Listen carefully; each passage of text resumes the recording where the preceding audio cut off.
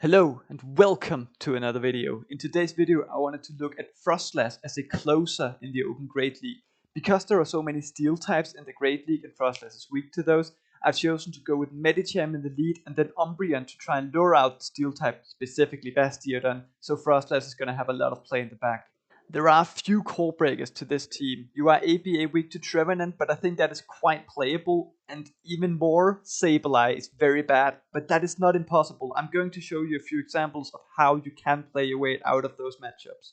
Also, if you face a Charmer in the lead, the game is pretty much over, but they are usually in the back, so you do have some play against them. In the first game, we do actually lead into a Trevenant, which is bad, but it's playable. I usually swap in Umbreon, and then you kind of have to be a bit tricky with how you play against it. They counter swap a Shadow Drapion, which is not really all that good of a response to an Umbreon. And also, I went up to too much energy, so if I threw another Snarl there, I would have gone over 100, which is why I threw immediately. Then we farm up, they go for another Sludge Bomb, but this is not really gonna be threatening, and the next last resort is going to be threatening. And they really want to keep Switch because they want to keep their Trevenant onto my Medicham, I assume. So they shield it, and we grab a shield. And we get to another one. I throw it immediately on bad timing because they might have lost count of where I was. So I got to get it off. And here I could shield to try and get Switch advantage, but if I'm even shields, my Froslass is also just gonna struggle against that Trevenant so much. So I don't do it. And also I assumed that if they had a Bastiodon in the back, they would have brought it in against my Umbreon. But this is not over. Because Medicham does have play against Trevenant, if with a lot of energy. So you see, I actually don't throw my second Shadow Ball against the Bastiodon. I want to leave it with a lot of HP, so I can come in with Medicham and farm it all the way down, come out with a lot of energy. I should have probably even left the Bastiodon with more HP actually, and not done the Powder's Nose. They throw another one. If I shield this, they're just gonna outpace the two Seed Bombs, so I can't really shield it. But also this brings me into a range where I might be Shadow Claw down. But look at all this energy. 2 Ice Punches is enough to take out the Trevenant. So this is gonna be close. Get off one, they no shield it. One Psychic is not enough. You see, I just about don't get enough energy to get to 2 Ice Punches at the end there. But it was very close. It can be done, I think. It is a very tough lead, but you don't face a lot of ghosts in the lead. So, yeah. Against an Altaria lead in the next game, I like to throw an Ice Punch, and then I'd like to try and catch the move. It takes 15 turns for the Altaria to get to a move, so that's 7.5 counters, which is why I try to catch there. But yeah, they don't fall for it. They farm up a bit more. Then they throw in a Registeel, which is pretty yikes. But it's a good thing we lure out the Steel type, because now Froslass has a lot of play in the back, I think. And also, the Altaria didn't put Umbreon into Focus Blast range, so the Registeel still have to throw 2 moves. Which is why it should go for the Zap Cannon. If you're Registeel in this situation, you should go Zap Cannon just to try and debuff the attack, because the Focus Blast is nowhere near enough. So you still have to throw 2 moves. And we go for another foul play. They get to the Focus Blast just before we do. I think I actually decided to shield this. And then they bring in a Sumaril. Oh yikes. I bring in my Medicham and I throw immediately because they got to the play rough at the same time that we got to Psychic. And I think my Medicham might be in play rough range. It does like 53% to a Medicham. So I wanted to make sure I got off the Psychic before. And Medicham wins CMP. So yeah, we got it off. We got the shield. And now the Sumaril is on 1 bubble. And I actually make a bit of a mistake here, because a Moonblast from Altaria does more damage than a Play Rough from a Sumaril, so I shouldn't have shielded this. But I might have been afraid it was a Hydro Pump, which is why I shielded. We get off the Shadow Ball. And we grab the shield, and then they bring in Altaria. And they were at like 26 turns of energy, and they spent 20 of them there, so I think I can farm it down now, if we can. And they bring in Registeel, and I don't want to spend my energy on Registeel. I would rather, like the Registeel is dry, I would rather only have to spend a foul play, because it's a lot less damage, and then save the energy in the back for the Azumarill. We're still going to get off the last resort against the Azumarill. And they do something very smart here, because they're gonna lose CMP against Froslass anyways. So they want to not take the snarl damage. Like, they're gonna take the Shadow Ball anyways, so they just make sure they don't take the snarl damage. Then a Shadow Ball is not enough to take them out, which is why I went for the Powder Snow as well. In the next game, we lead into the Mirror against another Medicham. We go straight for the Psychic, and we win CMP, which is very nice. Get it off, does about half. 2 Psychics is enough to take out the Medicham. They go for their own, and they get the defense drop. And then they swap in Toxapex. And I should have probably swapped in my Froslass against Toxapex, because Froslass has a good matchup here, but I decided to stay in to throw a Psychic. And then because it has so much energy, I would rather take the energy on my Umbreon, because it's just a lot more bulky. And just kind of neutralize all this energy with my Meat Shield.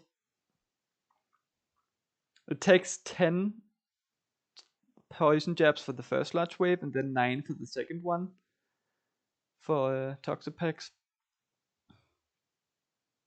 So we get off another foul play. And then they swap back out. I think they might think that I'm weak to Toxapex in the back because of the way I played it. Which is why they swap out into Medicham. We go for another foul play. And instead of spending my energy on Umbreon here, I want to swap in my own Medicham, because my Medicham has just about enough HP so that if he doesn't throw his energy, I'm going to take him out. So all his energy is going to go to waste. So he has to kind of waste his energy on my Medicham. And then I can save the foul play on my Umbreon. Bring in Froslass. This is just an Ice Punch, because it was only 6 counters. And then it takes 6 and then 8 for the Psychic. And they bring back in Toxapex, which kind of tells me that they might be weak to Froslass in the back. They get to another Brine. At this point, we kind of have to shield. Brine doesn't do all that much damage, but yeah, at this point, Froslass is just so low. And I go up to right before they get to the next Brine. It takes 8 for the first Brine, then 7 for the next couple. So yeah, I wait a turn. They go for the Shadow Ball. They shield it. An Avalanche would have been enough. I found out afterwards. It does about 21%. I bring in Noctowl, and I go up to 2 before they get to their move. Then throw my Avalanche. The reason why I went 2 before was because then I could swap in my Umbreon 1 before they get to their move, and then still get my foul play off before they got to the Sky Attack. And then also have some energy on Froslass just in case they got to a move on Toxapex against my Umbreon. And that way I would still be able to get to a move on my Froslass afterwards, but Umbreon does get to a move, and we take the game. Very nice. Next game we lead into a Shadow Dragonair, and I always just kind of assume that it's Bastion Medicham in the back, because it almost always is. Dragonair and Medicham get to their moves at the same time, but because they threw on bad timing and gave me 2 turns worth of energy when they threw, I'm actually gonna get to my second Ice Punch 1 turn before they get to their second Body Slam, meaning I'm gonna throw it. If they throw on good timing, you shouldn't throw the second Ice Punch immediately, because then they're just gonna CMP you, and they win CMP. But yeah, I really want to just keep Switch, or get Switch, because I want my Umbreon onto their Bastiodon and my Froslass onto their Medicham. And Medicham is one of the only Pokemon in the Great League that can actually take the 2 shields against Shadow Dragonair, which is why this strategy is so good. And they catch a Psychic on their Bastiodon here, which is very good for me. I'm very happy about this, because my Umbreon does lose to Bastiodon from full health. So I'm very happy about getting off some damage on the Bastiodon, so my Umbreon can take it out now. And now I have Froslass for the Medicham in the back. Very nice.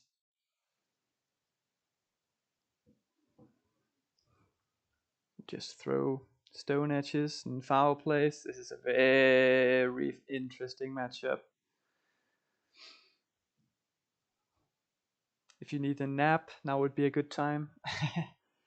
Now, they swap in Medicham, swap in Froslass, and they threw their Psychic immediately. They got 4 counters before, and now they got 4 counters more, so they're only at a Psychic now. So I don't need to throw my move. I want to come out with as little HP as possible, so I'm perfectly fine with them throwing another Ice Punch here. And then I'm going to take 1 more counter, just to make sure I get off the Shadow Ball. I could have taken another one, but I wanted to make sure I got off the Shadow Ball. And I'm still only going to give 1 Smackdown's worth of energy to the Bastiodon. So it's fine. Then we can bring back at Umbreon. This is going to be close. This is gonna be really close. We go up to 2 foul plays, throw the first one. It does about half the health of Bastiodon. The second one should KO, right? Come on, please. It does not. It lives on 1 HP, but we snarl it down. No problem. Next game. Play against a Mind Joke and his Shadow Alone and Sandslash. Very cool. He swaps out immediately into a Tapu Fini, and we don't really have a response to this, so I go for a very, very risky bait. The thing is, usually most people don't want to swap in something and just immediately sacrifice it, and a Psychic does a lot of damage to a Tapu Fini, so I was expecting the shield. He goes for a Surf, he baits me, it can have Moonblast, I go up for a Psychic, and it takes 14 turns for the first Surf, and then 13 for the next 2. So I know I can outpace before he gets to 2 here. And I can also live a Moonblast, so I don't need to shield this. If it's a Surf, he has the second one ready, so I want to throw in CMP, because Froslass wins CMP. Very calculated, and we get off the Shadow Ball to take out the Tapu Fini without having to spend a shield. And now we keep alignment, which is huge, because of course Medicham is incredible against the Lone Sandslash. And we wait out the timer, because his switch timer is up and mine isn't, so I want to wait out the timer as much as possible, but my switch timer is not up yet, so I have to stay in here. I throw a Psychic onto the Toxapex that comes in. This does a lot, and now I can bring in Umbreon. But my Medicham is pretty low, so I'm thinking my Umbreon is probably gonna win me this game, so I want to shield the move that does the most damage, and he's just never ever ever going to bait there, so I think that was a pretty good shield. And now it takes 10 poison jabs for the first large wave, 9 for the second, so he's 2 off, meaning I can actually outpace and get to my foul play right before he gets to his sludge wave number 2. And now Umbreon should be in a very good spot, because Umbreon is just so bulky, and Alone and Sandslash is throwing resisted Shadow Claws, so this is also a quite good matchup for Umbreon. Although the Sandslash has a lot of energy. Very cool team though, by a Mind Joke. And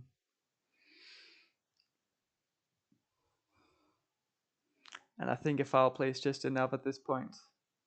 So I go right for it, and we take out the Alone and Sandslash. Again, if you're watching a Mind Joke, I really like that team.